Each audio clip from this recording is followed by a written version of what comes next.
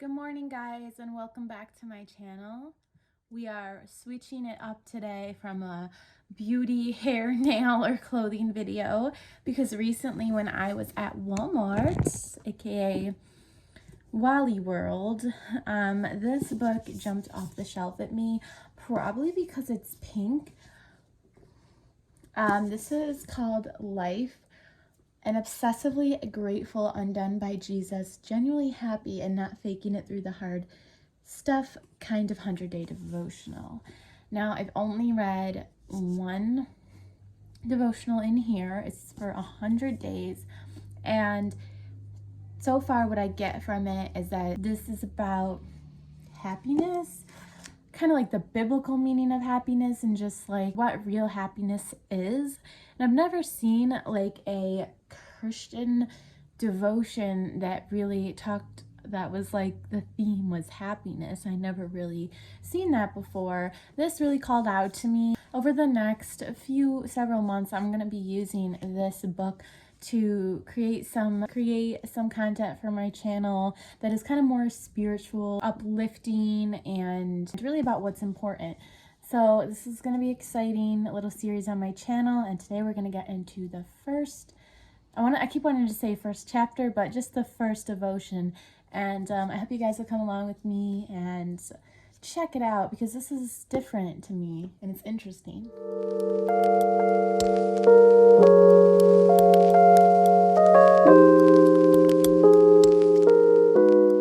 So day one's theme is, will the real happiness please stand up? And the verse it references is Matthew 5:3. Happy the poor in spirit, because theirs is the reign of the heavens. I'm going to be real. I don't really know how to take that. But I'm just going to skim this and kind of read what jumped out to me, and then we'll discuss a little bit. So this is kind of an introduction to the book. It says, here's the deal. You are going to be introduced to some real life stories you'll surely resonate with in this devotional, as well as some widely embarrassing ones that I hope you haven't had to deal with personally, which means sometimes you'll be turning these pages thinking, I totally get that.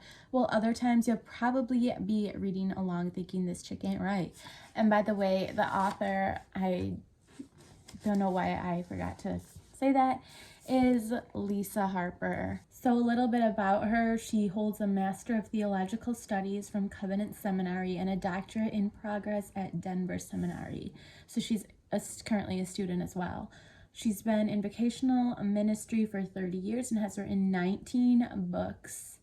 That's crazy. And she's also an adopted mom. She says her greatest accomplishment by far is that of becoming Missy's, her adopted daughter from Haiti, mom. Becoming Missy's mom. So that's cool. They live in Nashville, Tennessee. They eat a lot of chips, queso, and guacamole. It sounds good to me. So the vibe I get is that she's like outgoing, funny. So the first thing she kind of goes on to do after introducing the book is defining happy. So in the Webster Dictionary, happy is defined by, characterized by, or indicative of pleasure, contentment, or joy. Okay, so she goes on to talk about some images that kind of pop in our head when we think of happy, like little kids playing and stuff like that. It sounds like fireworks, smells like roasted marshmallows, and feels like cannonballing into a cold pool on a hot day. Okay, so this is interesting. What it does not seem to be to some of us is allowable. This is actually a really big stereotype, or I don't know if stereotype is the word, but that Christians or spiritual people or people that have a relationship with God, whatever you want to call it, aren't allowed to like have fun. It goes on to say, surely happy is too based on our circumstances, too emotive, too unspiritual to be an appropriate, consistent state for Christ followers. Right? Wrong. Wildly, sadly, distorted by religious Pharisees for far too long. Wrong. There are actually 37 references to happy in the Old Testament and 48 in the New Testament. While most of the translations of the Bible render this term as blessed, which admittedly has a more old school shiny wooden pew ring on it, super smart scholarly people who are familiar with the grammar and syntax of original biblical manuscripts assure us that the term happy is every bit as correct. So I like this part. It's putting happy and blessed hand in hand, which I always am thinking about blessings, my blessings, the blessings around me, and just how blessed I am just for my kids waking up healthy, for having a roof over my head, all those small things. And I definitely think that recognizing your blessings and kind of emphasizing them in your head is one sure way to happiness. Okay, so I'm going to kind of wrap this up. She goes, my sincere hope is that you'll find your spiritual happiness increasing as you flip through these pages. God has taught me so much in every moment of life, from the lowest valley to the highest pinnacle. And at the middle-aged point, when I look back and realize that I've lived more life than I have life left to enjoy, I can promise you that I've never experienced God's absence, not once.